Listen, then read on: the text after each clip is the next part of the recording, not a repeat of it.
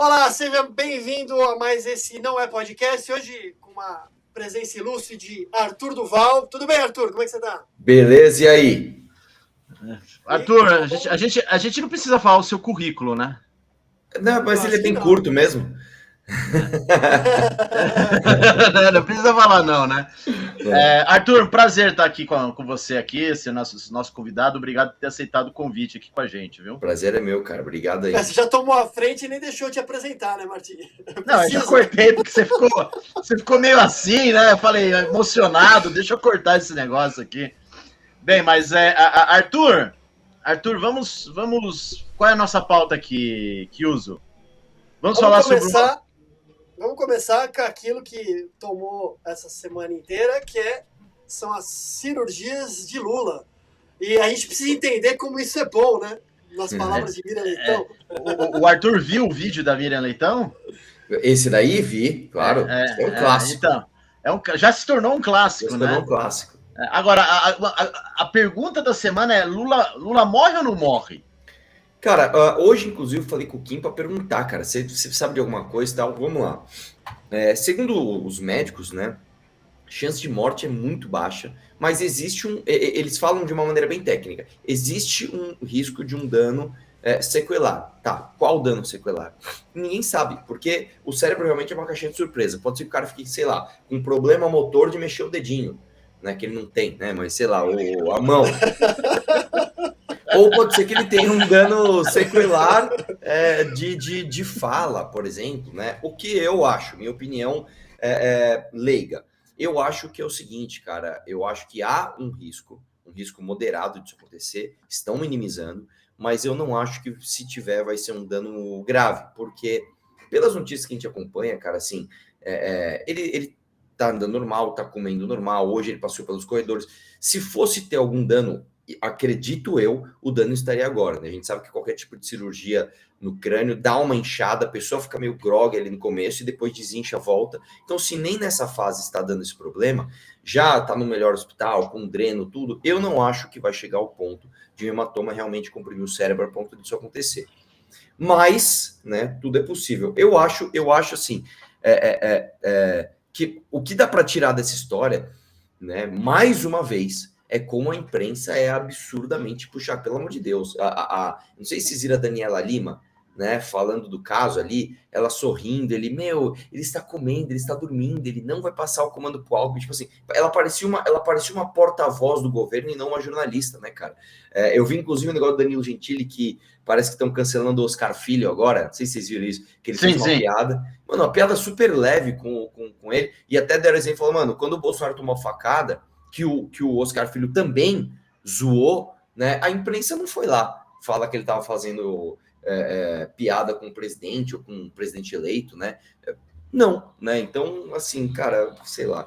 Mas eu acho que não vai dar nada, cara. Sinceramente, acho que não vai dar nada. Assim, Kiuso, você não acha que pode ser, como bem disse o Arthur, essa coisa da imprensa, esse puxa-saquismo, mas eu acho que tem um problema aí eu acho que tem que Kiuso que é o nosso ser equilibrado aqui, né? Eu sou o chefe dos estagiários, então eu dou porrada nos estagiários, o Danilo é o gente boa, o Diogo Mainardi, ele já pulou do campanário, e o Kiuso é o moderado. Então, como ele é o moderado, é ele que vai falar aqui com a gente. Você não acha que tem um problema aí no Lula, com sequela ou não sequela, de que, na verdade, não há sucessor para o Lula? Não, mas esse é o grande problema, obviamente. Eu vi... o pessoal do Pedro Doria estava levantando essa questão, inclusive. O grande problema do PT é não ter um sucessor. Eles já fizeram recentemente uma tentativa de elevar o Haddad. Não dá, porque o Haddad está enfiado nessa economia, no buraco da economia. E eles tentaram fazer pesquisa com o Camilo Santana, que também a coisa não andou muito bem, não. O grande problema é não ter eu acho que o Lula não vai ser candidato em 2026. Eu acho que ele não tem condição, pela idade mesmo e tudo mais. E também por conta do governo que não está se acertando. Vai chegar com a economia em frangalhos em 2026. Eu duvido que mesmo que o Lula tivesse na plena forma, ele ia querer disputar uma eleição que ele vai poder se ferrar, né? Mas eu acho que o que vai contar muito vai ser essa questão da saúde. Isso aí eu acho que só foi o começo. Ele tem 79, 80 anos, né? Ele vai chegar como na próxima eleição? Que nem o Biden, né? Eu acho que vai ser muito difícil e eu não sei como é que o PT vai resolver essa situação de arrumar um sucessor para ele. Agora, Arthur, me diz uma coisa. Teve uma pesquisa essa semana da Quest dizendo que, apesar de tudo, apesar da economia aí na vida real, né, não na cabeça dos jornalistas, ela está em frangalhos, o Lula ainda é popular e ele conseguiria se reeleger, ou ele ou o Haddad conseguiria se reeleger facilmente diante, por exemplo, de um Bolsonaro. Você aí que está no calor da oposição o tempo todo, você acha que essa pesquisa reflete a realidade ou é quepeste? Cara, eu vou te dizer uma coisa, eu não sou terraplanista de pesquisa, como os caras brincam, né? Ah, não, as pesquisas são todas compradas, mas eu acho que existem erros no método, e digo mais, eu acho que a essa altura do campeonato, você em dezembro de 2024, querer prever o que vai acontecer em 2000, meu, esquece. Eu tava vendo essa pesquisa, dei uma olhada lá, curiosamente, né, eles vão trocando o nome do Lula por outros nomes do PT para ver quem se aproxima da popularidade do Lula, e o Haddad tá quase tão popular quanto o Lula, o que é um contrassenso, porque é impossível que as pessoas estejam achando bom, né, taxação de blusinha da Shein, como é que chama? Déficit recorde. Ah, mas o cara fez uma isenção lá de imposto de renda até 5 mil. Tudo bem, cara, foi um pacote que fez com que o dólar fosse a R$6, né? E as pessoas sentem isso de uma forma quase que imediata. Então, eu acho sim que tem erro de método nessa pesquisa. Alguma coisa foi errada no processo, tá? E digo mais, talvez as pessoas ainda estejam associando o nome do Lula como o anti-Bolsonaro. E eu até falei na live o seguinte, cara, quando você tem o horizonte de poder próximo, quando você tem o Bolsonaro podendo se reeleger, ou como presidente, você está próximo, como eu falei, do horizonte de poder. Então você se torna uma pessoa mais pragmática. Bom, eu não gosto tanto do Bolsonaro, eu acho ele mais ou menos, mas vai Bolsonaro mesmo. Mas você se torna um ser pragmático. Quando você tira o horizonte de poder, o pragmatismo some e aí fica só rejeição. O que está acontecendo com o Bolsonaro? No caso dele não poder, ele está inelegível, ele não tem mais o poder na mão. Estão surgindo várias notícias assim tenebrosas, que ele tentou dar golpe de Estado, que ele traiu as pessoas, etc. Você cria uma rejeição tão grande do Bolsonaro que, na cabeça do eleitor médio brasileiro, que ainda é dicotômico, pode ser que, olha, já que o Bolsonaro era tão ruim mesmo, vai esse Lula aí. Só que eu acho isso muito impreciso para 26. Tá? Eu acho que outras lideranças vão surgir, tanto de esquerda quanto de direita, e acho que muita coisa na economia ainda vai acontecer. A gente não sabe ainda, velho, como é que vai ser o ano economicamente em 2026. Pode ser que o PT faça o grande clichê de todas as eleições, né? Faça uma política expansionista, né, monetária, e todo mundo sente uma sensação, parece que a coisa... E ele parece, ou não, pode ser que o dólar dê uma disparada absurda e todo mundo, cara, tá tudo caro, meu Deus do céu. A gente não sabe o que vai acontecer. Então eu acho uma especulação muito imprecisa, mas assim, neste caso, eu acho que as pessoas que falaram bem do Lula é por conta da derrocada do Bolsonaro, mas acho que teve algum erro de método que deu uma superestimada nisso. Eu não acho que o Lula tá tão popular não, cara. 53% acho que deu de aprovação desse governo. É impossível. Vem cá, me diz uma coisa. O que você também acha aí do que aconteceu essa semana em que decidiram pela inelegibilidade do Ronaldo Caiado, que seria um desses novos nomes de oposição que você citou?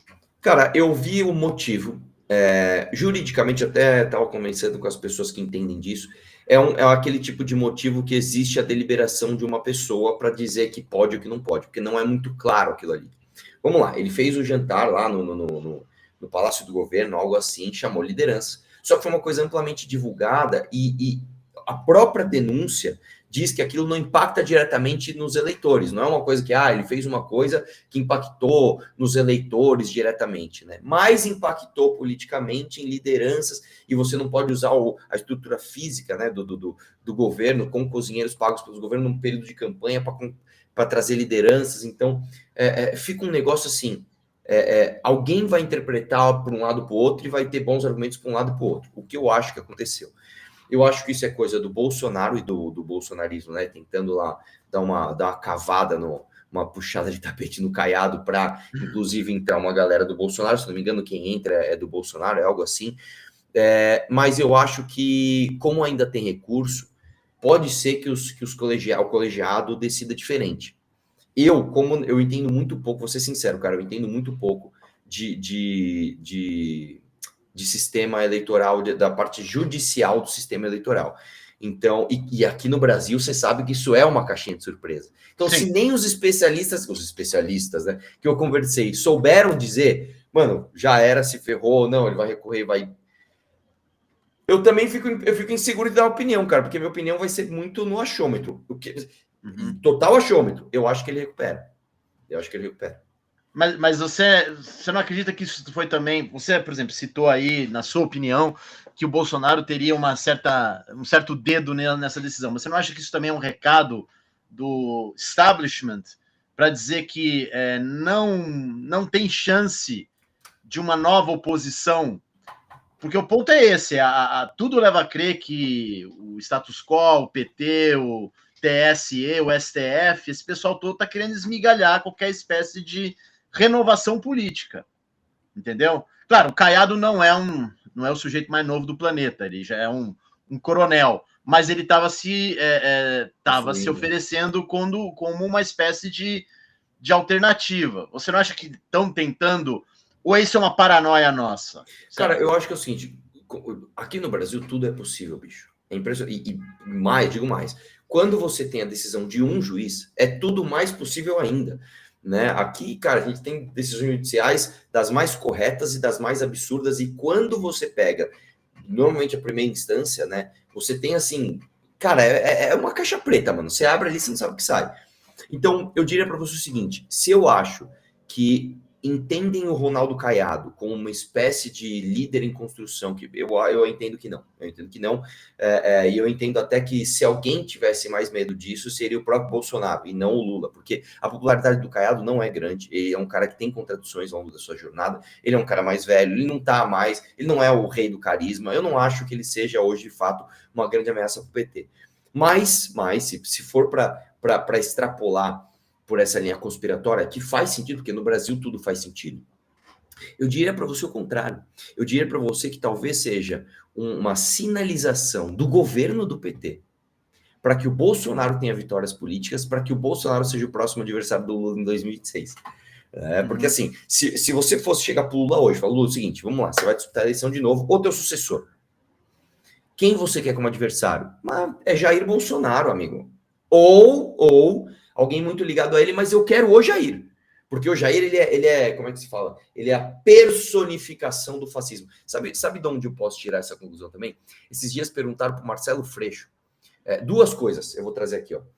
Esses dias perguntaram para o Marcelo Freixo no programa do Cauê Moura. Você acha que o Bolsonaro é burro? O Jair Bolsonaro é burro? E a esquerda sempre fala que o Bolsonaro é burro, que ele é um idiota, que ele não podia chegar lá. E o Marcelo Freixo falou, não, ele não é burro. Inclusive, ele é muito perigoso, porque eles são extremamente inteligentes. Aí eu peraí. Isso aqui já é aquele discurso assim, cara, tomem cuidado com o fascismo. O fascismo é muito mais ardiloso do que vocês pensam. Então, esses caras não podem voltar. E uma outra coisa que aconteceu, vocês devem ter visto também, no ICL, aquele maravilhoso instituto com Eduardo Moreira, Felipe Neto e... Conhecimento Liberta. Conhecimento Liberta. A escolinha do professor Moreira. É a escolinha do professor Moreira. A escolinha do professor Moreira. O Calejon, ele estava entrevistando o Jones Manuel, e o Jones Manuel é crítico do governo Lula, né? Inclusive, o Jones Manuel disse que o Lula é neoliberal.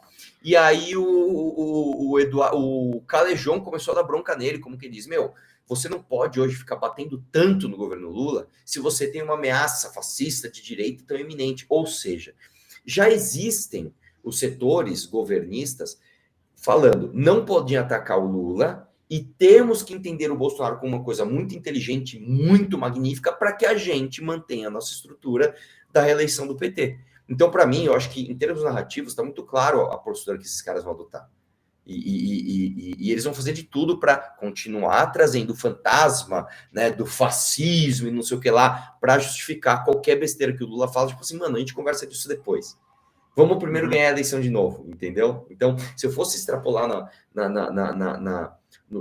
nas análises conspiratórias, eu iria por esse lado. Eu acho que seria, inclusive, uma análise, uma sinalização para o outro lado. Tipo, mano, ó, esses caras vão voltar, hein?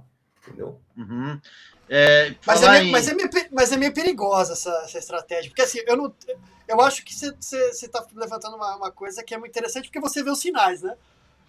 Esse pessoal está dando sinais disso. Mas é meio perigoso dar essa sobrevida ao Bolsonaro, né? É muito perigoso, mas é porque existe um negócio que é o seguinte, cara. O Bolsonaro também, quando ele estava candidato à reeleição, também era muito perigoso soltar o Lula, desenvolver a elegibilidade dele, e eles fizeram isso, né? Você, quando você está com o poder na mão, você sempre acha que você pode mais, né? Então, eu acho que o PT, eles estão numa espécie de ego trip, né? Se você parar para pensar, o PT, ele recuperou todos os territórios que ele perdeu. Ele destruiu a Lava Jato, ele ele tornou o Deltan Dallagnol inelegível, ele pôs o Moro na parede. O Moro hoje é uma cerveja choca, né? Uma cerveja que gelou, esquentou e gelou de novo, né? Eles soltaram todo mundo que eles quiseram soltar. Toda essa galera que tá solta tá rica de novo. É José Genuíno, é Zé Dirceu, que tá de volta à cena agora. Aldebrecht voltou a fazer... como é que chama? Voltou a fazer... licitação e ganhar licitação. Eles colocaram como ministro supremo o advogado do Lula e o Flávio Dino. Tipo assim, os caras recuperaram tudo. Os caras estão assim, mano, a gente pode tudo, mano. Fala pra galera que o leão fascista lá, o Jair Bolsonaro vai sair da jaula pra gente continuar aqui. Eu acho que é perigoso, mas eu acho que eles ainda se consideram maiores do que o Bolsonaro e digo, hein? Acho que são. Uhum. Bem, mas Kiuso e Arthur, no meio dessa narrativa, sempre tem alguém que vai quebrar isso. Como, por exemplo, os Estados Unidos também estava indo para essa narrativa na época do Biden, e agora, no final do governo Biden, aparece quem? Luigi Mangione, Kiuso. Uhum. A próxima pauta, não é? Tá no mute o seu. Não, você me pegou de surpresa agora. Luigi Mangione. Luigi Mangione, né? Porque essa situação que o Arthur descreveu é a mesma situação que aconteceu no governo Biden. O Trump é fascista, o Trump não pode voltar e tal. Aí teve a onda vermelha em novembro, o Trump foi eleito novamente, depois de um gap de 4 anos. E nesse final do governo Biden, né? O Biden está fazendo uma espécie de solução final, né? Não sei se vocês observaram, o Biden está escalonando a guerra na Ucrânia, ele perdoou o filho, ele abandonou a Síria, com a história toda aí da queda do Bashar al-Assad. Tudo isso para perturbar ainda mais a situação do próximo governo Trump. Só que no meio dessa narrativa aí que o governo democrata criou, surgiu o Luigi Mangione, né? Quem é o Luigi Mangione? O Luigi Mangione é um garoto rico, de família milionária italiana. Dizem agora, acabei de ler aqui que parece que ele tinha direito no testamento da avó a 100 milhões de dólares da fortuna da família. Formado na Ivy League, numa faculdade da Ivy League, agora não me lembro se é Yale, eu acho que é Yale. Um sujeito que leu Peter Thiel, que leu Elon Musk. Livro de cabeceira dele é A Geração Ansiosa, do Jonathan Haidt, né, que é o livro queridinho entre 10 e 10 jornalistas metidas a Vera Magalhães, né, que querem censurar as redes sociais, etc. E aí ele resolveu matar o CEO da United Healthcare, né, que é uma das maiores empresas de saúde dos Estados Unidos. O motivo, ao que parece, ainda não foi explicitado, mas foi que essa companhia de plano de saúde teria proibido condições de tratado de um dos avós ou avós do Luigi Mangione. E o Luigi Mangione escreveu um manifesto, né? Que, na verdade, criou maior celeuma no jornalismo americano, porque o New York Times e outros jornais aí da grande mídia resolveram simplesmente não divulgar esse manifesto, alegando que isso iria criar imitadores dos atos, né? Ou seja, mais gente queria matar CEO de empresa. Ontem, eu não sei se vocês souberam, ontem, né, estamos gravando na sexta-feira, isso foi na quinta, o CEO da Amron levou uma torta na cara. Claro, é menos agressivo que o que o Luigi Mangione fez. Mas assim, o pessoal tá com medo de que agora caras como Luigi Mangione comecem a pipocar e comecem a dar uns pipocos aí nos políticos. Pergunta, para o Arthur Duval. Luigi Mangione é o salvador da nossa geração? Cara, eu arrisco dar uma opinião chata, mas é o que eu acho que vai acontecer. Eu acho que vai ter essa ondinha, vai passar rápido, e todo mundo vai esquecer, e tudo vai continuar igual. Porque é o seguinte, cara, no fim das contas, uma coisa que eu sempre penso é o seguinte: por que que o poder, seja o poder aquisitivo, seja o poder político, seja... não importa. Por que o poder ele se acumula? Ele se acumula porque as pessoas são lenientes com aquilo, né? É o que a gente vê, por exemplo, no Brasil, a gente tem um péssimo exemplo. A gente tem um país gigante, onde 99% das pessoas são contrárias aos privilégios dos políticos e da elite do judiciário, por exemplo, né? E o que a gente tem a cada ano? Aumento dos privilégios dessas pessoas. Então, os Estados Unidos, cara, eles estão numa... Assim como a política brasileira também tem piorado, eu acredito que a política americana também tem piorado, e as pessoas elas estão tão alienadas e tão ignorantes que, basicamente, elas não entendem as falhas de representação para aquilo que elas demandam, né? Então, eu não acho, cara, que vai ter uma grande revolução onde eles vão sair matando bilionário.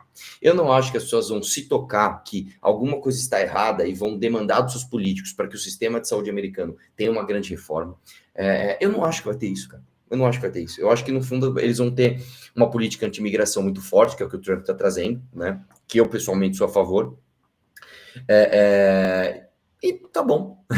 Eu acho que é isso que vai acontecer, cara.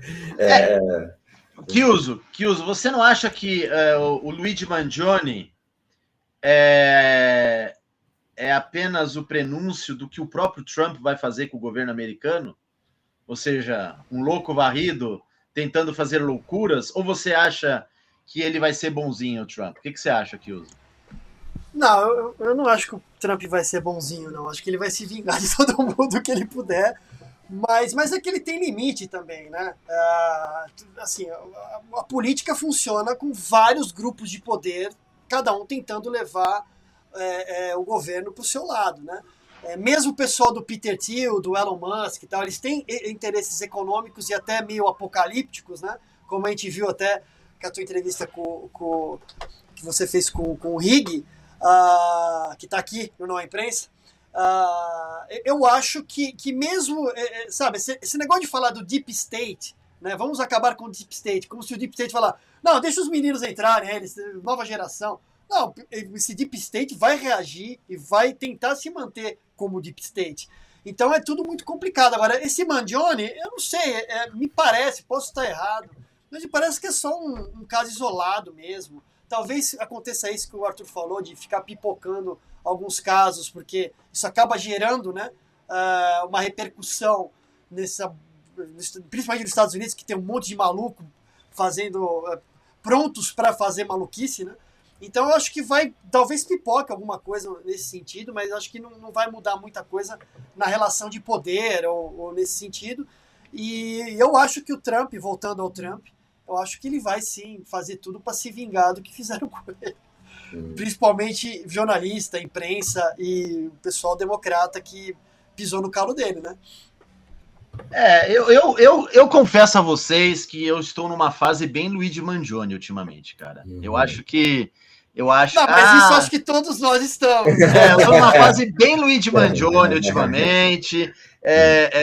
Não senti pena nenhuma do CEO da United Healthcare. Acho que político e executivo de CEO que ganha bônus pornográfico tem que levar uma torta na cara para aprender. Porque, assim, a situação nossa aqui de proletário intelectual, gente de classe média, que é o que a gente é aqui, né? Ninguém aqui é rico nesse programa, muito menos nesse site. O fato que... Ninguém aqui é herdeiro com o Mangione também, né? Também, ninguém aqui é herdeiro com o Mangione. Cara, assim, todo dia a gente acorda e tem sempre uma crocodilagem contra a gente. Ou é a prefeitura, ou é o governo federal, ou é o banco, ou é o polícia. Não dá, cara, tá enchendo o saco, entendeu? É um negócio assim que você fica assim, cara, sabe, a situação do brasileiro médio é similar à do Michael Douglas naquele filme clássico da década de 90, maravilhoso. O Dia de Fúria, entendeu? Uhum. Que é isso, cara, a vontade é você chegar e pegar e falar, cara, e assim, Arthur, você que é um cara que está sempre aí andando para baixo para cima e você deve ter reparado isso. Você já reparou como o serviço em São Paulo piorou? Sim. Cara, não só o serviço, mas assim, eu acho que tudo, né? Tudo piorou. Cara, assim, ó, eu vou dar exemplos assim, normais do dia a dia. Você acorda, é normal, então você vê, por exemplo, eu vejo pelo relógio do meu micro-ondas, que ele tá zerado, então provavelmente acabou a luz durante a madrugada. Isso é normal, isso é uma coisa cotidiana. Aí você vai pegar o seu carro, você vai pegar o maior trânsito do mundo, assim, você vai se fuder no trânsito, desculpa a palavra aqui, para chegar em algum lugar. Aí as ruas, uma bosta, aí você chega num lugar para trabalhar, você começa a fazer conta de quanto você gastou, só de gasolina, só de, pô, você vai comer, São Paulo é um lugar onde tudo é caro, o aluguel onde você tá é tudo caro, aí você abre, e ainda mais eu que trabalho com notícias, você abre a notícia, é uma atrás da outra. Então, cara, eu acho que é o seguinte, cara, voltando ao... Não, e tem uma coisa, Arthur, quantas vezes caiu sua live hoje? Hoje caiu 12, eu parei, eu desisti, falei tchau, um abraço, eu não vou fazer mais. Caiu, eu falei, parou, caiu a primeira, beleza, você respira fundo, vambora, caiu a segunda, falei, nem tenta mexer, velho, um abraço, tchau, fui embora. Né? O lance é o seguinte, cara, aqui no Brasil, cara, eu acho que ainda é pior do que nos Estados Unidos, porque a gente tem raiva de rico, tá? O brasileiro tem raiva de rico de uma forma geral, não de rico, o cara tem um carro legal, não, rico esses ricões mesmo, o cara tem helicóptero, o cara tem jatinho, só que governo após governo, a gente vê o quê? A gente vê aumento de isenção fiscal para as grandes empresas, a gente vê doações de campanhas pornográficas, inclusive dos bancos. A gente vê recorde de lucro dos bancos no meio de uma economia em frangalhos. Cara, assim, como que pode eu estar mais fudido e o banco ganhar mais dinheiro? Como que pode? Assim, aliás, todo mundo não. Aliás, esse é o problema do que está acontecendo no Itaú, né? Há 2 semanas aí que primeiro demitiram o diretor de marketing por uso indevido de cartão corporativo, depois uma consultoria que foi privilegiada do membro da diretoria, agora estão falando que o problema é de gestão. Ou seja, como é que o Banco Itaú, que está uma zona, tá um caos, porque é isso, se você demite um diretor de marketing por uso indevido de cartão corporativo, que é um pecadilho, né, no mundo corporativo, não é nada, assim, não é nada. É coisa... No governo Lula, isso dava cadeia. O fato é como é que o Itaú pode estar lucrando absurdo se ele está com problema de gestão e ele está querendo tirar dinheiro de mim, entendeu? Exatamente isso. Cara, a gente aqui no Brasil, a gente é esquizofrênico, porque eu chego para você e falo o seguinte, olha, eu sou contra bets e sou contra cassino online. Legal, então eles são os vilões do Brasil, ok. Aí você vê o teu avô recebendo uma ligação de um telemarketing do banco, oferecendo, né, no caso do Bradesco chama Pé Quente, no caso do Itaú chama PIC, eu acho que ainda chama, eu lembro que na minha época chamava isso, que é basicamente um operador de telemarketing treinado para tirar o dinheiro de um senhor de idade, colocar numa aplicação onde ele não vai ganhar nada, zero, ou assim, o cara, eu quero colocar R$2.000 no Pé Quente, você coloca. Dali 2 anos, você retira quanto? R$2.000. Acredite se quiser. Não, mas ele está concorrendo a prêmios.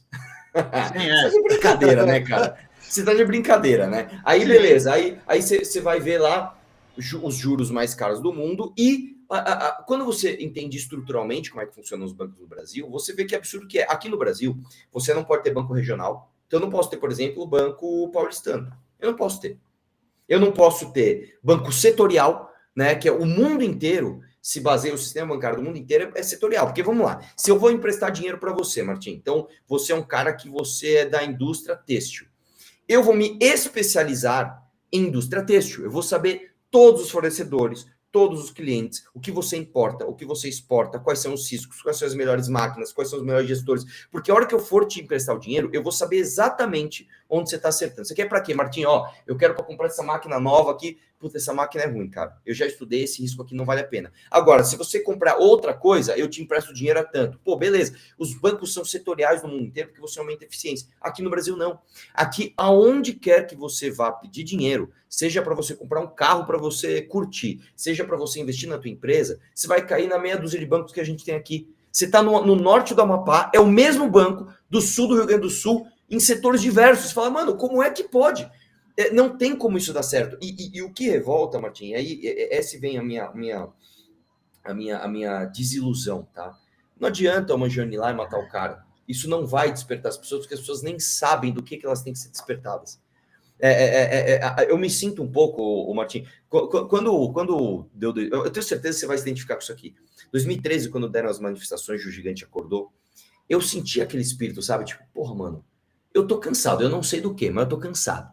Sim. Beleza, aí 2014, polarização direita e esquerda, tudo mais. Eu entendi, então eu estou cansado da esquerda. Ah, entendi. Ah, então existe um negócio chamado direita. Ah, então eu acho que eu sou de direita, beleza. Tá bom. Hoje, cara, eu acredito o seguinte, cara, a gente simplesmente jogou tudo isso no lixo. As pessoas estão cansadas, elas não sabem do que, e eu acho que não vai ter nenhum, infelizmente, cara, nós não vamos ter uma reviravolta que vai fazer uma grande revolução no Brasil. É desanimador. E aí, quando eu entrei na política, cara, assim, 2017 eu entrei de cabeça, a coisa que mais me desapontou foi que a culpa não é nem dos políticos, porque você vai conversar com os políticos, eles são tão burros quanto as pessoas. E às vezes o cara nem é corrupto, ele é só burro mesmo. E as pessoas que votam nesse cara votam de uma maneira boa e continuam votando de uma maneira burra. Aí você fala, mano, mesmo que alguém, sei lá, jogasse uma bomba no parlamento, explodiu todo mundo, vão surgir outros piores, cara. Então você fala, cara, fudeu, cara. Assim, é um cenário, assim, meio catastrófico. O que me dá esperança? E aí eu vou te dizer, cara, me dá esperança, e você sabe disso muito mais do que eu, é que as grandes revoluções do mundo, elas não foram feitas pela maioria da uma população. Não é isso. É um grupo pequeno, engajado, absolutamente obstinado, que leva aquela nação para aquele rumo, né? Seja um país, seja um império, seja um reinado. Então, talvez a gente tenha alguma esperança de, no nosso país, ou em outro país similar ao nosso, nos Estados Unidos da vida, um grupo de pessoas fazer uma coisa que pareça certa, e as coisas deem certo. Eu não sei. Será que é o Milei, o cara que vai dar um bom exemplo para nós? Não sei, cara. Assim, Kio, você quer comentar alguma coisa? Que depois eu queria complementar o que o Arthur falou. Não, eu só queria que vocês falaram de dinheiro, de cartão de crédito corporativo. Eu queria lembrar você que está assistindo aí, para você poder usar bem o seu dinheiro e o seu cartão, seja corporativo ou não, assinando Não é Imprensa. Então, tá tem o QR Code, aproveitando a deixa para fazer o jabá, tem o QR Code aí na tela. Quem não conseguir ler o QR Code, que está vendo na televisão, sei lá, ou melhor, está vendo no celular, nãoeimprensa.com, é só entrar e fazer o cadastro lá e se tornar assinante do Não é Imprensa e acompanhar o que a gente está fazendo. Tem muita coisa, né, Martins? Você quer falar alguma coisa? Não, na história? O ponto é assim, bem, em primeiro lugar, né, o Arthur está vendo o lado vendedor do que uso, né?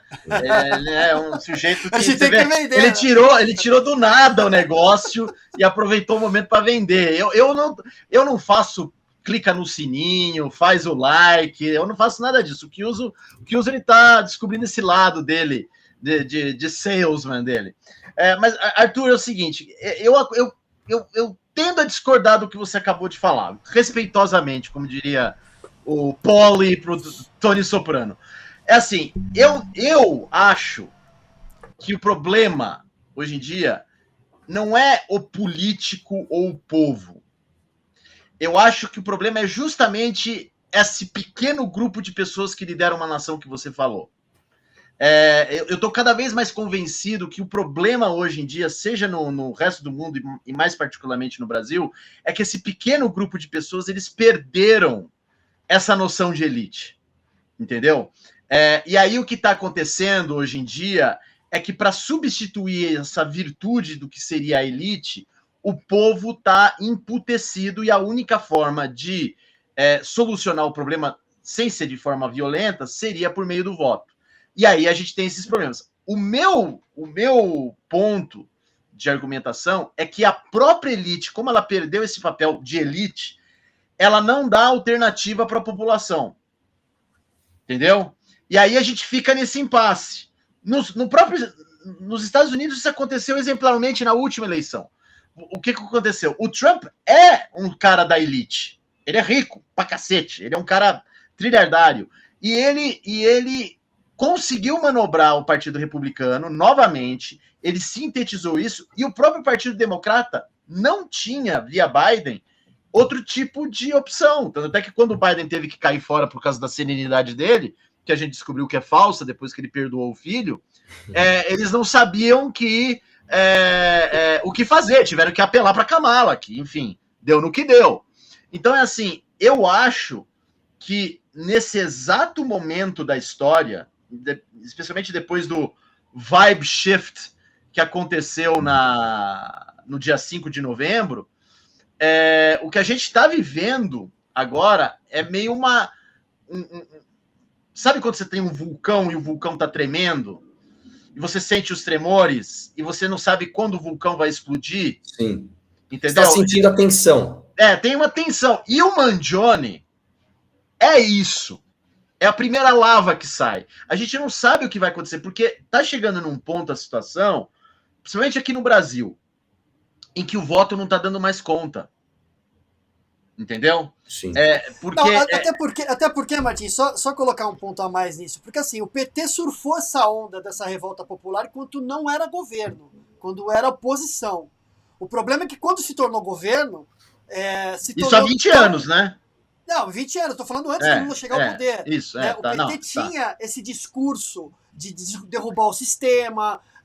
Porque assim, é meio natural do pobre odiar o rico. Porque assim, principalmente no Brasil, que a gente vê que as elites estão cagando pro pobre, né? Não querem saber do pobre. E o pobre que se vire aí, que se foda. Né? Mas hoje aconteceu uma mudança. A mudança é o seguinte: o pobre até admira o rico. Tanto é que esse é um dos pontos sim. O problema que o rico hoje, o cara da elite, despreza a classe média. É esse o problema que está acontecendo. Não, sim, mas o que eu estou dizendo é o seguinte, é que na época o PT cresceu nesse discurso, nesse ambiente que o pobre queria derrubar o sistema, mas não conseguia. Sim. Então havia que ele percebia ali, era o que o PT estava apresentando para ele. Só que aí o PT se tornou a burguesia que ele falava que ia combater. E aí o PT se encastelou e se tornou o sistema, né? E aí vamos manter tudo como está. E aí começa a vir a revolta também, porque o povo continua revoltado. Então, né? Mas aí que vem a minha discordância do argumento do Arthur. Eu acho que o maior perigo que existe nas grandes revoluções históricas é justamente quando essas revoluções são comandadas por uma pequena elite. Porque a função da elite não é liderar revoluções, mas sim fazer reformas. Sim. Só que para isso, entendeu? Ela precisa estar imbuída de um senso de virtude. Se a elite não está imbuída de um senso de virtude, que é exatamente o que está acontecendo agora conosco aqui, é muito provável que não é nenhuma revolução que a gente vai ter, mas sim um desastre. Entendeu? Porque a gente está sentindo isso. Por exemplo, o caso do Mangione é exatamente isso. É um cara da elite, é um cara bem nascido, bem educado. Ele tinha tudo para ele não cometer esse ato. Sim. Mas ele cometeu. Você entendeu? Então, é assim, eu fico meio preocupado quando tem esse discurso do precisamos formar uma nova elite, porque, na verdade, se você vive num regime democrático, o povo são os representantes, o povo é representado ali pelo parlamento. Você sabe disso muito bem. É função do povo mandar naqueles representantes, mas é também função dos representantes chegar para o povo e falar, não, isso é o correto. A gente tem que ir para o outro lado. Ou seja, o que falta na nossa elite econômica, não moral, é um aspecto de noção de liderança, de consciência de liderança, que a nossa geração também não está tendo. Sim. Entendeu? Mas já teve algum dia disso. Aqui. Então, não. Calma, não vou nem colocar. Pelo menos no Brasil. Não, o Brasil teve. No Brasil você teve. Assim, você pode não ter tido bons políticos, mas você teve bons líderes. Entendeu? Eu acho que a gente está confundindo político com liderança. Teve bons líderes, enfim. Você tem aí um Joaquim Nabuco, mesmo o próprio Rui Barbosa, que foi um desastre como economista, mas foi um bom ministro da Justiça. Você tem exemplos históricos. A elite brasileira virtuosa ainda existe. Agora, o Arthur levantou uma questão interessante, que é essa questão também do povo. Você está falando, o povo tem que saber o que está acontecendo e tem que votar certo, e a elite, e ao contrário também, a elite tem que saber também indicar o caminho. Né? Só que no Brasil, além de ter essa questão da burrice, né, que as pessoas realmente, assim, eu não consigo ver uma pessoa que fica na porta do quartel 3 meses pedindo intervenção militar como uma pessoa que tem alguma razão na cabeça, que tem algum senso, né, de responsabilidade ou mesmo racional mesmo. O cara que fica na frente Agora, do quartel é que nem o petista que aceita mortadela no pão, sim, né? Isso mas por outro lado você tem a elite que percebe qual que é o jogo, que assim, quanto mais você se aproxima do poder, mais portas se abrem, né? E aí você faz uma escolha, quer dizer, às vezes você começa a ter uma relação promíscua com certos poderes ou com certas pessoas poderosas para manter um certo privilégio, né, que você acaba conquistando por conta dessa aproximação, ou você vai escolher outro caminho, né, vai renegar isso e vai tentar um outro caminho de mudança, ou mesmo de honestidade, sei lá o quê, e você vai pagar também o preço. Isso também tem um preço, né? Ambos têm um preço para se pagar. A noção... Mas você tem, então, um povão que não está entendendo muito bem o que está acontecendo e uma elite que sabe muito bem o que está acontecendo e tenta manipular tudo para manter os seus privilégios. A noção de que a noção de que a elite ela precisa comandar, ela se perdeu no Brasil porque a elite, na verdade, só está se preocupando com os seus próprios benefícios. É esse o ponto. Sim. Entendeu? Sim. E o meu problema... veja bem, Arthur, não é que eu não concorde porque você está errado. Você está falando uma parte da verdade, mas eu acho que tem um outro lado que é o seguinte. No Brasil, aliás, tem um livro excepcional do José Murilo de Carvalho chamado Os Bestializados, que fala exatamente sobre isso, sobre a mudança do Império para a República. Toda vez que tem uma passagem de uma elite para outra, e aí que eu vejo o perigo nessa sua afirmação das grandes revoluções lideradas por pequenos grupos, sempre a elite que é trocada tem os mesmos vícios.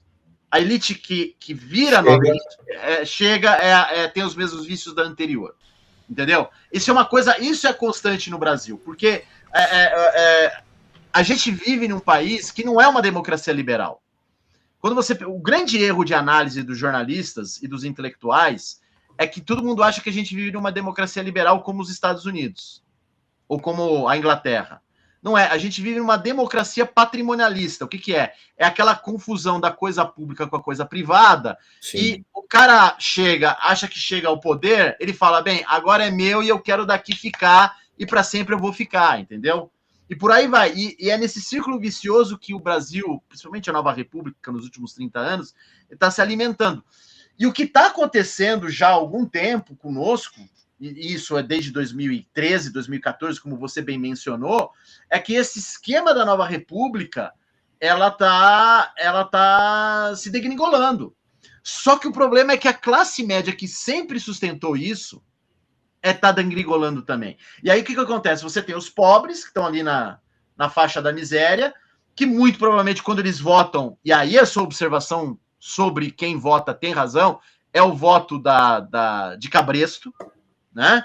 É o voto de cabresto, é o cara que não pensa porque o voto dele é comprado, e a gente sabe que isso acontece de montão no Brasil, e as elites que estão encasteladas, e elas estão um pouco se fudendo. O que acontece com a classe média? Por que eles têm ódio pela classe média? Porque a classe média pode subir de vida e chegar no lugar das elites. Sim. O pobre não. Entendeu? Sim. Então, quando você fala desse pequeno grupo, tal, eu acho que ele tem que surgir da classe média, mas a própria classe média está amortizada. A começar pelo fato, e aí vem o nosso próximo ponto, que uso, já prepara a pauta. O fato de que, aparentemente, a classe média não gosta de ler, né? Mas parece que o TikTok está provando o contrário, não é? Vamos lá. Mas, olha, eu tenho uma observação a fazer para o Arthur. Arthur, a fila do TikTok, da livraria do TikTok que tem no Conjunto Nacional, ainda não superou a fila do lançamento do seu livro, Javier com J. Você viu só? Você viu? Conte um pouco do seu livro. Como é que é? Você tem um exemplar aí para mostrar a capa? Putz, pior que não, cara. Eu saí para comer agora e encontrei uma pessoa lá, puta, eu tirei o último que eu tinha e dei para ela, mas eu tenho o resto lá no escritório. Não, a gente vai colocar a capa aqui do seu livro. Na edição a gente coloca a capa. A gente coloca a capa. Você não aprendeu com o que usa vender, você viu? Conta um pouco aí conta um pouco do seu livro. Cara, o meu livro acho que tem a ver com esse pensamento que a gente tem, cara. E isso que você falou tem tudo a ver, porque assim, eu acho que a gente no Brasil, eu tenho falado bastante isso, a gente vive uma crise de identidade, né? E quando a gente não sabe quem a gente vai para tudo quanto é lado, né? E eu acho que o livro, ele. É até uma coisa engraçada, né, cara? Eu vou falar isso pelo amor de Deus, cara. Vocês retirem qualquer tipo de pretensão que possa ter nessa frase, tá? Eu até quando eu vou falar isso, eu falo assim, mano, você vai jogar futebol. Imagina que você chega um moleque que tá começando a jogar futebol. Tá, quem que você gosta? Ele vai falar quem? Eu falo, mano, eu gosto do Neymar, eu gosto do Messi, eu gosto de... Beleza. Você chega e fala assim, mano, você tá começando a pilotar kart. Quem que você gosta? Puta, eu gosto do Verstappen, eu gosto do Senna. Significa que o cara se compara com ele? Não. Então, o que me chamou a atenção? O meu irmão, ele é fã demais de literatura russa e ele sempre falou para mim, você precisa ler Dostoiévski, você precisa ler Tolstói e tal. Um dia eu falei, meu, vamos ler o romance mais famoso do mundo. Acho que é o Crime e Castigo, né? Deixa eu ler. E quando eu li, eu falei, puta, cara, eu entendi, sabe, esse espírito de você passar essas contradições internas, etc. E eu acho que a gente sofre isso enquanto povo. Eu acho que a gente é um bando de Raskolnikov, né, cara? Que quer cometer o crime, mas não quer, mas se comete também fica com culpa, mas também não sei o quê, e pá. Tudo bem que o Raskolnikov era um cara muito inteligente, mas no fim do dia, cara, eu acho que a gente tem esses conflitos morais, a gente não sabe resolver porque a gente tem uma crise de identidade. E o meu livro, ele é sobre isso, né? Ele é justamente sobre você ter uma crise de identidade e você passar pelo seu deserto. Vou até extrapolar aqui, se vocês me permitirem. Claro. A minha mãe, quando eu nasci, eu fui batizado na igreja, né? Então, quando eu tinha 1 ano, eu fui batizado. E minha mãe, logo em seguida, ela se converteu ao budismo. Então, eu fui uma criança que eu cresci numa religião diferente, né? É o budismo de Nichiren Daishonin, quem conhece é o budismo do Nam-myoho Renge-kyo, né? É a mesma religião da Tina Turner, da Cláudia Raia, eu sempre cito essas pessoas, tá, acho que eu já ouvi falar. Então, o que acontecia comigo, cara? Quando eu ia, por exemplo, para a escola, e todo mundo rezava o Pai Nosso, eu perguntava para minha mãe, o que eu faço nessa hora? Ela, não, respeita, e você faz o seu Nam-myoho Renge-kyo. Então, eu cresci, né, entendendo que eu não sou parecido eu não preciso ser igual às outras pessoas. Eu cresci com esse pensamento. Mas se tiver uma massa de pessoas que faz uma coisa, eu acho que essa massa está errada. E o que aconteceu comigo? Quando depois eu entendi que existia a Bíblia, e essas pessoas liam a Bíblia, essas pessoas acreditavam na Bíblia, o meu conceito inicial foi, o que é a Bíblia? A Bíblia é um livro errado. Era só isso. O que é a Bíblia? Para mim, a Bíblia é um livro errado. E eu virei um ateu todinho. Né? Acho que todo mundo passa por essa fase. E eu virei um ateu todinho, né, cara? Um militante de Orkut na época, né? Né? Eu virei aquele ateu todinho. Até que um dia me falaram assim, cara, você precisa ler a Bíblia até para você entender a história humana, cara. É o livro mais importante da humanidade. Você não tem como não ler. Beleza, fui tentar ler a Bíblia. Não consegui, cara. Assim, imagina. Eu falei, isso aqui é muito complicado para mim. Aí eu falei, bom, eu vou ler leituras de apoio à Bíblia. Eu vou ler sobre a Bíblia. Aí aquilo, cara, me abriu a mente de uma maneira, porque assim, quando eu era criança, eu assistia muito o filme dos anos 90, né, o filme dos anos 80, que era basicamente a jornada do herói. E aquilo me encantava, eu sempre gostava do período do filme onde o cara tava lá, superando, tal. E quando eu aprendi sobre a Bíblia, eu falei, peraí, velho, olha o que é Jesus no deserto, cara. É tipo assim, entre aspas, né, é a jornada do herói original. É a jornada do herói que influenciou, de maior influência do mundo, da história do mundo. Você pode gostar, você pode não gostar, você pode acreditar, você pode não acreditar, mas em termos literários, talvez a maior obra-prima já criada. E aí, cara, aquilo mexeu comigo, e aí eu falei assim, cara, eu vou tentar misturar tudo isso e contar uma historinha que misture toda essa salada, e aí eu queria que o meu personagem começasse com J, não é à toa. E para mim, cara, o livro do Javier com J é basicamente um músico, né, no mundo de hoje, passando pelo seu deserto. É como se ele ficasse o tempo todo refletindo sobre o que ele está fazendo, se ele está escolhendo a tentação ou se ele está abrindo mão da tentação por aquilo que ele acredita ser certo. Então, é uma mistura de Raskolnikov com Jornada do Herói, com a minha descoberta da Bíblia, com o mundo que nós vivemos hoje, tem tudo a ver com TikTok. Então eu fiz essa salada e escrevi um livro que eu já queria que ele fosse muito curto, né? Porque justamente para não demonstrar pretensão, eu não sou um escritor experiente, eu não sou um cara talentoso para isso. Eu sentei para fazer a primeira vez, né? Tipo assim, mano, vamos jogar bola. Primeira vez que você joga bola, tá? Então vamos lá, vamos jogar a partidinha aqui de gol a gol, 2-2, quem fizer 2 gols ganha. Então eu achei que eu comecei bem, cara. Eu gostei do que eu escrevi, eu gostei do que aquilo representa para mim. E eu acho que, cara, muitas pessoas podem entender esse livro e ler esse livro como uma coisa maior do que só aquela história. Então, enfim, eu falei demais, mas é basicamente isso que me moveu a escrever esse livro. Não, muito bom, mas você colocaria o seu livro na livraria do TikTok para vender bastante ou não? Cara, eu nem vi o que era isso, velho. O que é isso, velho? O que é essa parada, velho? É assim, você quer falar aí, Kios? Você que é o nosso especialista em assuntos editoriais, não, literários, ele é o nosso Publish News. Simplesmente foi uma ação do TikTok que eles promoveram, falando que vão distribuir 100 mil livros gratuitos.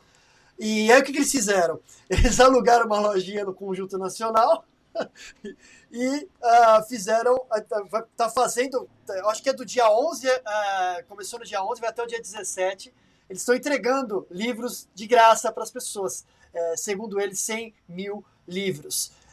O problema é que o mercado editorial no buraco, né, espera chegar ao fim do ano para ganhar um dinheiro vendendo livro. O TikTok fez essa promoção, tá dando livro de graça, né?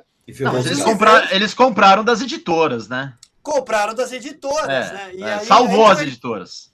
Aí o que acontece? Os livreiros estão putos da vida porque quando eles vendem livros e ganham dinheirinho, né? Então o pessoal tá meio puto com isso. Mas assim, em suma, tem uma estatística meio chinesa aí, tá? Porque assim, eles divulgaram que eles estão atendendo 600 pessoas por dia, né? A pretensão deles é atender 600 pessoas por dia. Já tá dando problema que tem nego há 8 horas na fila reclamando. Se vocês entrarem agora na conta do Instagram, do TikTok no Instagram, o post que eles colocaram lá, falando da promoção, tá todo mundo xingando o TikTok. Porque tem gente que chegou lá 3 da manhã na fila e tal, e não conseguiu a senha, porque eles estão dizendo que eles vão entregar 5 livros para cada pessoa que chegar lá, né, que conseguir chegar na loja. Só que tá tudo caótico o negócio, porque para eles entregarem 100 mil livros, eles tinham que estar atendendo 3.500, 4.000 pessoas por dia. E eles não estão conseguindo atender 650, que parece que foi a última estatística que eles mandaram. Então, se a gente colocar no final das contas aí, 6 dias entregando mais ou menos 20 mil livros, né? Que é mais ou menos o que eles vão entregar no final, não vai chegar nem perto dos 100 mil que eles estão prometendo. Mas, de qualquer forma, assim, vai ser um investimento grande, né? Se você for ver aí, se eles pagarem, em média, R$40 por livro, né? Esses livros todos aí vai ser uma promoção aí do TikTok de milhões de reais, uma ação de milhões de reais, né? Que salvou as editoras, não as livrarias, né? Porque vai comprar o livro da editora, vai pagar para Catavento, que é a distribuidora, distribuir, né? Vai alugar uma lojinha lá de pelo menos uma semana no Conjunto Nacional e vai ter toda a estrutura, toda a logística. Sim. Então, vai dar emprego para muita gente. Cara, isso pra mim mas os livreiros estão putos da vida com isso. Isso para mim tá muito claro, porque assim, todo mundo fala, o TikTok está estragando o Brasil, é muita futilidade e tal. Aí os caras fazem uma ação afirmativa, falam, nós distribuímos tantos mil livros, nós fizemos tal ação de Natal que ajudou não sei quantas crianças. Eles vão fazer isso como uma contra-narrativa. Eu não sou contra a iniciativa, mas eu até assim, cara, agora que lançou meu livro e tal, eu entendi um pouco do mercado editorial de material impresso. É uma coisa interessante, cara, porque assim, é um mercado que cresce, né? Talvez pela peculiaridade da Amazon, né? Que destrói os escritores, porque, né, não paga nada para eles, mas disseram, não sei, né? Que em dezembro, como tá todo mundo focado na volta às aulas, meio que o mercado de livros dá uma morrida. Eu não sei se isso é verdade, tá? Agora, assim, se os caras não conseguirem fazer um planejamento físico, né, de atender pessoas, porque, mano, você levar pessoas para um lugar exige uma certa responsabilidade, né? Porra, bicho, aí tá ficar difícil também, né? Eu não vou tacar pedra na iniciativa, porque eu acho que a iniciativa é até legal, cara, mas assim, faz direito então, né, meu? Pô, você faz um número que você vai entregar 100 mil livros em sei lá quantos dias e você não consegue atender nem metade da galera que apareceu. né? Aí é difícil também, né? Aí fica difícil defender, cara. Teve um amigo meu que hoje pela manhã foi lá perto e até ligou para mim na hora. Ele falou que a fila estava cruzando, né? Todo o quarteirão do Conjunto Nacional. E, cara, para mim, é assim, o problema que você falou não é de volta às aulas. O problema, que deve estar sendo também uma questão de gargalo para o próprio TikTok, e aí envolve a questão do planejamento que você falou, é que as editoras, depois do dia 15, elas entram em recesso por causa do final do ano. É verdade. Entendeu? Então é distribuidora, toda a parte de logística, elas começam a dar. É um recesso, né? Só voltam, às vezes dura um mês. Tem editora que fica do dia 20 de dezembro até 20 de janeiro. E aí só volta depois disso. Algumas editoras, por exemplo, Todavia, Companhia das Letras, elas pararam, elas diminuíram esse tempo de recesso. Até que tem lançamento de gente graúda já em janeiro, né? Marcado. Se for lá no Instagram deles, tem gente lá, Milton Ratum vai lançar livro em janeiro. Geralmente janeiro é um mês morto, mas agora eles estão fazendo isso porque eles precisam ter consumo, né? Os livros estão caríssimos e eles precisam ajustar o fluxo de caixa. Exatamente, precisam ajustar o fluxo de caixa. O que eu acho desse negócio do TikTok é que, cara, aquela pesquisa lá dos 7 milhões a menos, que foi, né, divulgada, que a gente comenta aqui de forma monomaníaca no nosso site. A gente tem, né, o site tem certas monomanias, né, tem certas obsessões de cada dono e editor aqui. A minha é o Peter Thiel. Eu acho que o Peter Thiel ainda vai ser o grande jacobino do momento. O Kiuso tem essa coisa do mercado editorial. O Danilo tem a Daniela Lima e o Felipe Neto. Mas uma das nossas grandes obsessões aqui a respeito do tema da leitura, até porque a gente mexe com texto, né? Também, não só vídeo, é que, cara, o que a gente está percebendo no próprio Não é Imprensa, e eu acho que você, Arthur, também teve essa surpresa com o lançamento do seu livro, é que, cara, tem leitor. O problema é que o mercado não está dando conta. Não está dando livro que interesse ao leitor. Então, sim, não são 7 milhões a menos de leitores, são 7 milhões a menos de pessoas que simplesmente não estão interessadas em ler. Se você tiver uma forma de interessar, que é, por exemplo, qual é o principal fato do TikTok? O livro é de graça e o livro é caro. O livro é caríssimo. Eu não sei quanto está o seu livro, Arthur. R$ 69,90, é isso, tio? Eu nem lembro mais. Eu acho que é isso aí. Não, acho que é R$ 59,90, não é? R$ 59,90, eu não lembro. Quantas páginas? 111. 111. É o livro do Antônio Cícero, que tem 200 páginas, foi lançado pela Companhia das Letras agora, R$105. O seu livro ainda está razoavelmente barato. Sério? Caramba, eu achei que estava caro. Tá razoavelmente barato. Mas o livro da Companhia 200 tá R$100, cara. O livro tá caro no Brasil. A Penguin, que seria um selo popular, né? Tem livro que, sei lá, do Dante. O cara morreu há 600 anos. 80 pau, cara. Nossa. Porque eles alegam, né? Eles alegam... Aqui no Brasil... Que é a questão do direito autoral. Não, mas aqui no Brasil se trabalha diferente, assim. Ninguém faz o tal do paperback, né? Que é o livro barato que seria para as massas. Então, tudo é feito com papel bom, e o papel é caro no Brasil, tem cotação em dólar, tem todo o grande problema da produção do livro, que é muito cara para as editoras, e tem a distribuição que é caótica, né? Tudo no Brasil para distribuir é caótico. Imagino. A gente sabe. Mas o grande problema do mercado editorial hoje é que, assim, a gente vê essa pesquisa que a gente perdeu leitores, entre aspas, porque os leitores que o Brasil está perdendo são pessoas que leem um livro ou metade de um livro por ano. Então, se a gente for conceituar, fazer um conceito um pouco mais robusto disso, de que é o leitor, né? Essas pessoas nem vão entrar, vão passar longe disso. Né? Um leitor que lê meio livro ou um capítulo, entra tudo ali. Uma pessoa que lê um capítulo ou lê um livro inteiro no ano. Esse é o conceito de leitor para essa pesquisa. Mas se a gente vai começar a destrinchar, você vai ver que, assim, tem o quê? 2, 3% de leitores no Brasil? Não sei quantos, como é que a gente pode metrificar isso, talvez 15, 20 milhões de pessoas que leem regularmente.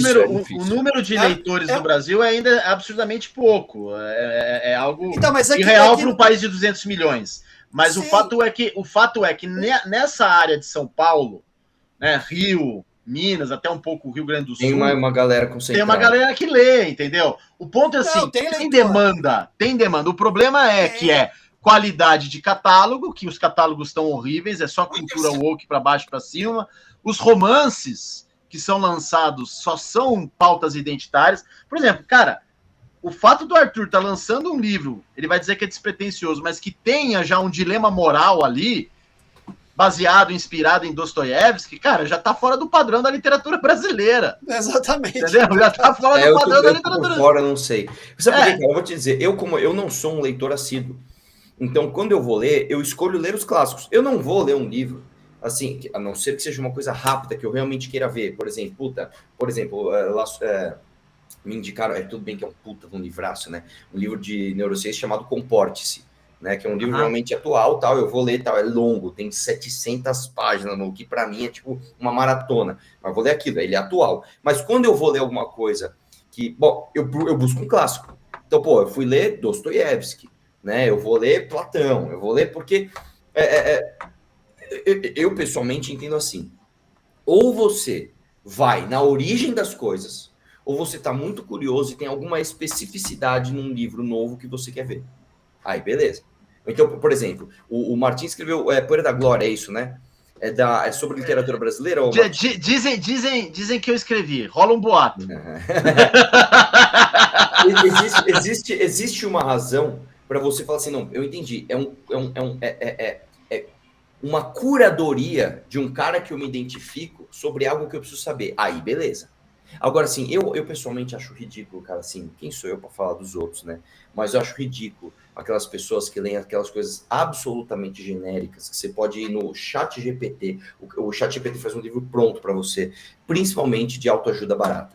Principalmente aqueles assim, tipo assim, o pôr do sol é mais bonito do que a noite. Sei lá, inventei agora. Se eu escrever agora no chat GPT, faça um livro de autoajuda, sai alguma coisa e é capaz de ser best-seller se a pessoa estiver no meio, né? Então, isso me irrita um pouco, sabe, coisa sem originalidade, sem porra, mano, aí é foda também, né, meu? Aí é difícil, né? Mas assim, o ponto é que eu acho que esse negócio do TikTok que uso tá mostrando que tá rolando um vibe shift, e aí vem para a nossa pauta final. Qual é a nossa pauta final? Qual que é? Vamos ver? Donald Trump é o homem do ano da revista Time. A revista Time finalmente admitiu que Trump é uma fênix da política. Mas antes de falar de Trump, eu queria falar sobre outra fênix que o Arthur conhece bem. Eu acho que ele já deve ter assistido a série da Netflix sobre o Senna. Você assistiu a série do... Cara, eu vou te falar uma coisa. Não assisti, não vou assistir. Mas eu sei que você é um obcecado por Ayrton Senna. Cara, eu vou te dizer. Uma coisa que me irrita demais, assim, isso me irrita mesmo, são essas brasileiradas em produções culturais que assim, eu vi o teaser do negócio, eu falei, eu não vou assistir isso, mas nem que me paguem, cara. Uma forçação de barra. Pelo menos a cena do teaser é o seguinte, tem um jornalista, ele vai entrevistar o Senna, aí fala alguma coisa, aí o Senna fica nervoso, será que é o seu sangue latino? Aí o Senna fica muito bravo, vai tomar. Tipo Puta assim, clichê, né? velho, sério, mano? E aí eu vi algumas pessoas dizendo o seguinte, cara, o Senna, ele já é uma grande figura, você não precisa ficar forçando a mão para as pessoas acharem que ele é uma grande figura, porque aí fica só forçado. Entendeu? E tiraram a Adriane Galisteu por causa da família. E aí eu falei, mano, eu vou assistir isso pra quê? Pra passar Mas vem cá. Mas isso que foi engraçado, que a Adriane Galisteu talvez tenha ganhado mais hype que a série. E tem uma coisa agora que eles estão mostrando os bastidores da série, né? Então, aquela coisa meio romântica do cinema, do cara segurando um ventilador para fazer o vento, outra jogando água e a câmera pegando. Isso também viralizou, quer dizer, parece que ficou mais interessante ver isso do que a própria me irrita demais, cara, nossa. Não, mas Arthur, eu sei que você é um fã do Ayrton Senna e tal. Você, como é que é a sua relação com a figura do Senna? Explica um pouco. Tem a ver com o Donald Trump, a gente vai explicar por quê. Eu vou te dizer uma coisa, eu acho que realmente faltam heróis nacionais. Eu acho que o Senna, ele representou uma coisa do brasileiro que talvez a gente nem entendesse isso de forma racional, mas é basicamente o seguinte, é um cara sendo absolutamente histórico, e a gente viveu essa história, né? Eu era criança, né? num esporte que é considerado de elite. Se você parar para pensar, a Fórmula 1 não é um esporte para brasileiro, cara. A Fórmula 1 é um esporte para o Leclerc, né, que nasceu em Mônaco. É para o Schumacher, que é um alemão. É para o Hamilton, que é inglês. Para o brasileiro. O brasileiro, campeão de Fórmula 1, não, mas não é mais do que campeão, né? É um cara que ele fez história no esporte de elite, né? E eu acho que naquele momento onde você tinha basicamente os heróis do futebol e os heróis e o herói da Fórmula 1, né? A gente tem mais heróis, né? Tem o próprio o Nelson Piquet, que é um babaca, né? Mas enfim, tem o Rubens Barrichello, que foi um grande piloto. Mas o Senna ser a personificação do maior do mundo, enquanto o Pelé também é do maior do mundo do futebol, então são dois esportes super populares, onde o Brasil se destacou, dá uma autoestima para o Brasil que o brasileiro não tem por outros motivos que deveria ter. Né? A gente, por exemplo, a gente não tem orgulho da nossa história, a gente tem vergonha da nossa história. Né? Então, eu acho que o Senna, ele personificou isso, cara, mais do que uma referência esportiva. Entendeu? Então, até viralizou um corte do Rica Perrone bem bonito, ele falando que a galera de hoje não entende que o Senna não era uma figura em termos ele não era uma referência no esporte, ele era mais do que isso, né? Então, ele era uma afirmação de autoestima do brasileiro, né? Então, eu acho que realmente teve esse aspecto, teve isso. E o fato dele ter morrido na pista, cara, porra, aí é tipo assim, é chancelar isso, né? Tipo assim, tem toda a parte dramática disso. Eu acho que esse drama dele ter morrido na pista tem muito. Tem muito disso, aquela manifestação quando chegou o corpo dele, que é uma coisa Sim. que eu acho que Para a gente nunca viu isso, né? A gente nunca viu isso no Brasil com ninguém, né? Com ninguém. Então, é que eu acho interessante assim, esse negócio da competitividade dele, né? Sim. Que ele, assim, eu acho até o Piquet mais interessante como personagem, Sim. né? Porque ele brigava na pista, ele fazia um monte de loucura, falava um monte de bosta. Era muito mais engraçado do que o Senna. O Senna era um cara mais tímido, mais, né, contraído, mas ele tinha essa coisa de querer vencer. Tem até um corte que rola do Piquet falando, não, ele chegou com muita sede ao pote, né? Sim. Querendo bater todos os recordes, não sei o quê. Mas ele tinha essa Sim. coisa, né? Tem um outro documentário que eu vi na Netflix também, mas é documentário, não é série. Sim, esse eu vi também. E que tem uma parte que o Prost tá puto com ele, que, pô, esse cara quer me humilhar. Ele não quer só ganhar de mim, ele quer me humilhar. Sim. Né? Isso é inadmissível. Você era um pouco escroto, sim. Ele era um pouco escroto. Sim, e o Piquet era bem escroto. É que o Piquet era escroto diferente. O Piquet, ele falava coisas escrotas. O Piquet era um cara que na época, porra, não tinha cancelamento, né? Ele falava coisas absurdas. Eu vou falar uma coisa polêmica aqui. Em termos de ser um piloto completo, assim, o Senna era mais rápido. O Senna era mais piloto. Só que o Piquet, ele era mais tudo. Ele entendia mais do carro, ele entendia mais da equipe, ele entendia... Mano, o Piquet foi quem inventou o cobertor térmico para roda, mano. Para pneu de carro. O Piquet foi quem inventou o reabastecimento, velho. O cara fez a conta lá, deixa eu ver quantos segundos... Pô, vamos reabastecer no meio da corrida. Ele revolucionou as estratégias de todas as equipes. Né? O Senna era, tipo, o mais rápido. Uma comparação que a gente pode fazer, nossa, cara, isso aqui eu vou ser cancelado por causa disso. Mas não tem problema. Vai ser isso que a gente vai fazer o corte, fica tranquilo. Eu não entendo nada de futebol, nada. Eu posso falar uma grande merda aqui. Mas se você pega, por exemplo, o Ronaldinho Gaúcho, né? Ele tinha um talento com a bola que outros jogadores não tinham. Ele não, assim, por isso chamam ele de o bruxo. Ele parecia um bruxo, cara. A bola parecia que ele tava com uma varinha mágica fazendo magia com a bola, né? Só que ele era um cara que ele durou 2 anos e depois ele foi pra farra. Eu não estou falando que o Senna fazia isso. O Senna era o oposto. O Senna era absolutamente disciplinado. Ele era um cara foda, não é isso. Mas a gente pode falar o seguinte. O Senna é como se ele tivesse o talento do Ronaldinho Gaúcho.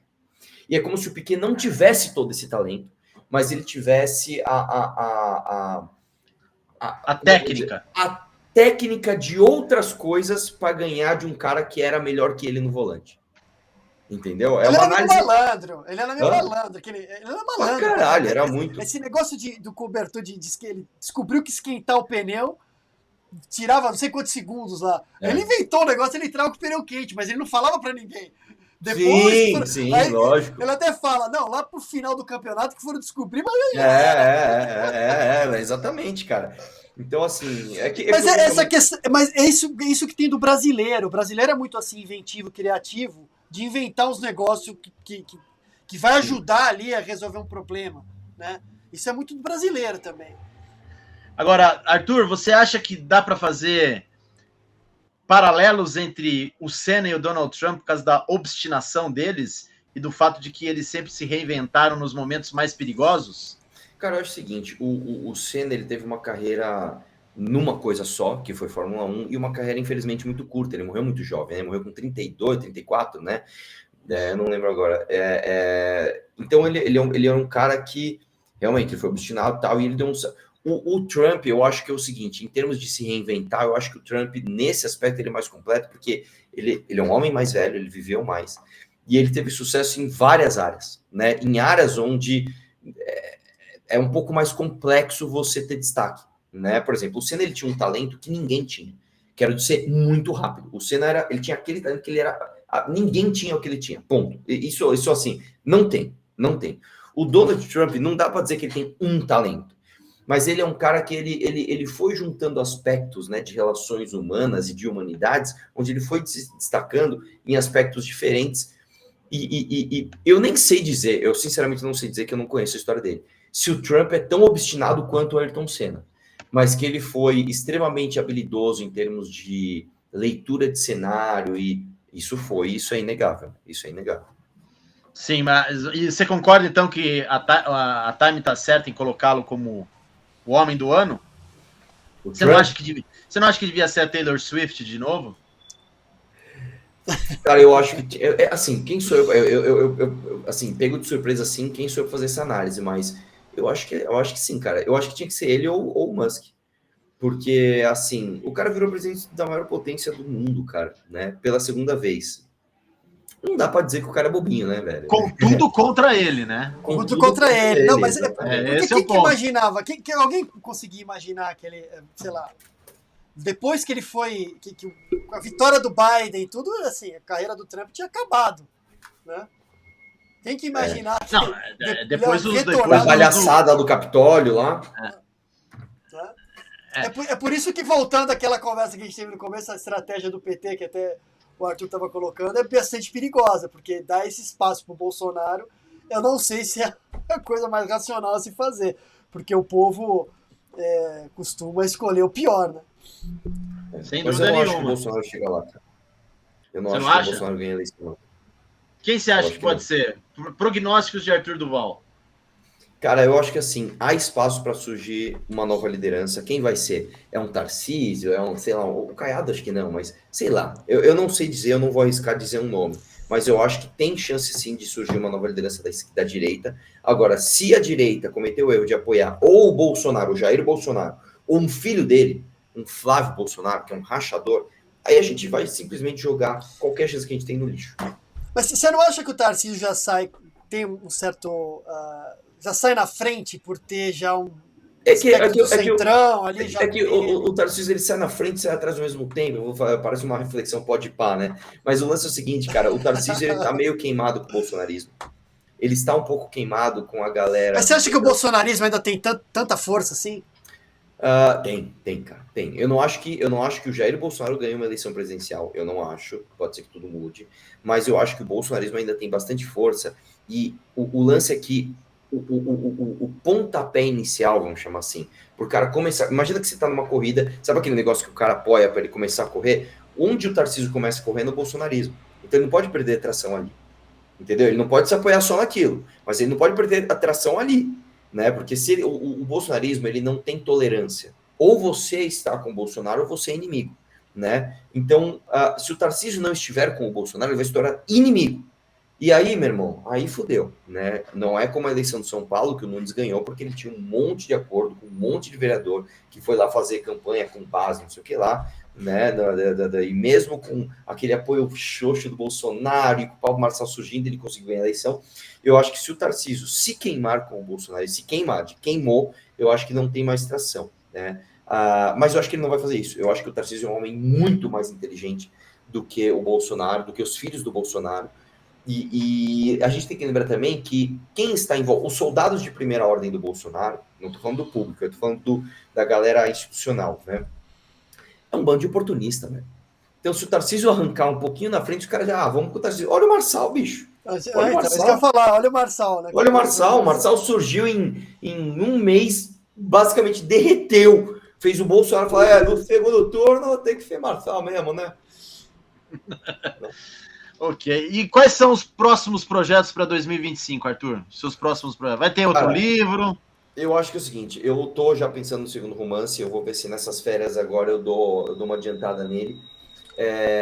Eu penso em concretizar o Partido Missão e tentar fazer com que o partido exista.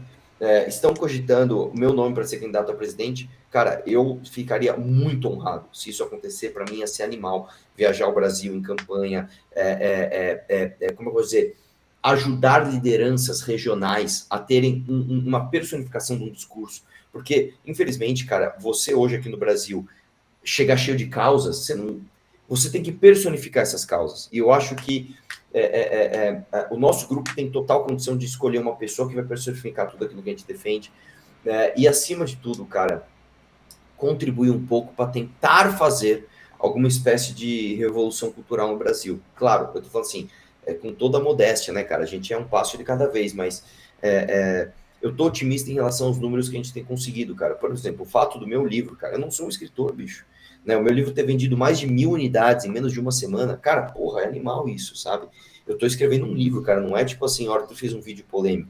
É um romance, eu falo para as pessoas, é um romance, cara, que não tem a ver com política, né? E as pessoas se interessarem, pô, quando que eu ia imaginar que isso ia acontecer? Então, talvez haja uma esperança aí, cara, e 2025 vai mostrar se a gente tem chance ou não.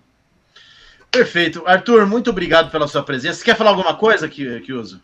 Não, eu queria agradecer ao Arthur por essa conversa aí, por atender a gente. Eu que agradeço. Pô.